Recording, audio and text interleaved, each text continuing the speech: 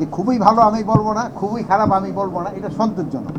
এখন যে পরিস্থিতিটা আছে এটা সন্তোষজনক।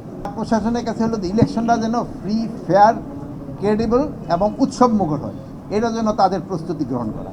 তারা অলরেডি মাঠ প্রশাসন কিন্তু এই ব্যাপারে প্রস্তুতি নিতেছে এবং নিচ্ছে, এই দুটোটাই তারা করে যাচ্ছে। এবং আমি আশা করব যে এই ইলেকশনটা খুব ফ্রি, ফেয়ার, ক্রেডিবল এবং উৎসবমুখর হবে। কিন্তু বাট ইলেকশনটা কিন্তু শুধু মাঠ প্রশাসন মানে আমাদের পুলিশ প্রশাসন মানে আমি আইন শৃঙ্খলা বাহিনী বলতে বোঝাচ্ছে, আইন শৃঙ্খলা বা প্রশাসনের উপরে নির্ভর করে না। এটার মধ্যে কিন্তু আরও কতগুলি স্টেক হোল্ডার, একটা ইলেকশন কমিশন রয়ে গেছে, আর রয়ে গেছে হলো বিভিন্ন পার্টিগুলি, আর সবচেয়ে হলো সর্বোপরি হলো জনগণ। জনগণ যে সময় নির্বাচনমুখী হয়ে যাবে সেই সময় কিন্তু কেউ কোনো কিছু থামায় রাখতে পারবে না।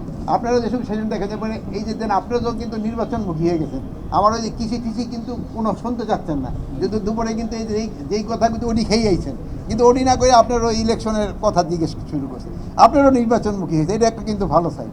প্লাস এই দেখেন যা বিভিন্ন জায়গায় পোস্টারিংও কিন্তু শুরু হয়ে গেছে, এটাও একটা ভালো সাইড। প্লাস বিভিন্ন পার্টিগুলি কিন্তু তাদের কিছু কিছু এলাকায় নমিনেশনও তারা ক্যান্ডিডেটও ডিক্লেয়ার করে দিছে, this is also a good side. তারপরে বিভিন্ন পার্টির ভিতরে তাদের তো একটা বার্গেনিং ইসে থাকবে, সবারই একটা স্ট্র্যাটেজি থাকবে।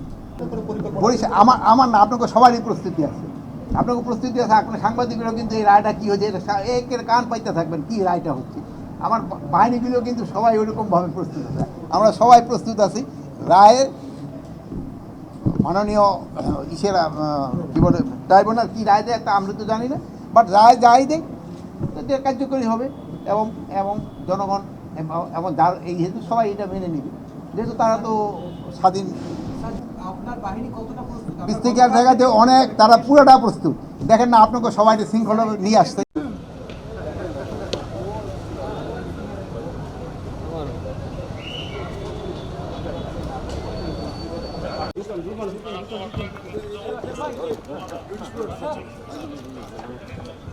ওখানে আস্তে আস্তে শুরু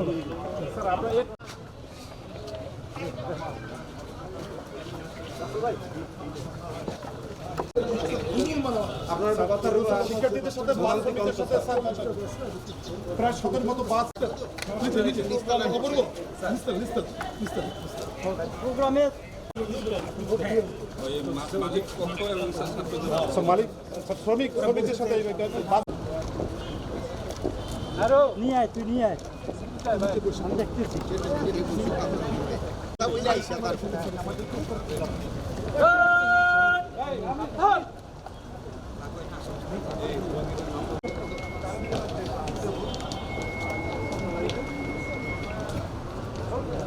Thank you.